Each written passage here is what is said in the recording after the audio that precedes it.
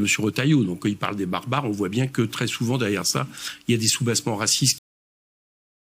Ce tweet de Bruno Retailleau, assez provocateur. Des barbares sont venus dans les rues de Paris pour commettre des délits et provoquer les forces de l'ordre. Il a toujours le mot qu'il ne faut pas, Monsieur Retailleau. D'abord parce que ça quelque part, j'allais dire à un moment donné, ça tend. Quand vous commencez à dire ça, il l'a fait. Il n'y avait quasiment pas eu d'événement au moment où il l'a fait. J'ai regardé les actualités de problématiques. Donc déjà, vous tendez la situation.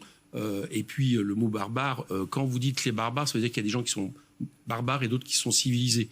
Et dans le terme de M. Retailleau, on le sait très bien, la civilisation, c'est judéo-chrétien, il l'a dit. Voilà. Et la France souffre d'une déconstruction culturelle. Bon, dans le mot barbare, il y a quelque chose forme de racisme, qui est insupportable. Il y a un mépris de classe très souvent.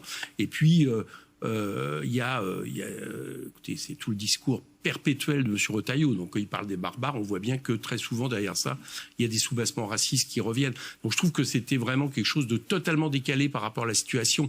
Voilà, il n'y avait pas des barbares qui venaient vers Paris et l'idée que le Paris Saint-Germain n'appartiendrait qu'aux Parisiens qui, eux, pourraient manifester leur joie. C'est pas ce qui s'est passé hier, fort heureusement, et j'en suis satisfait.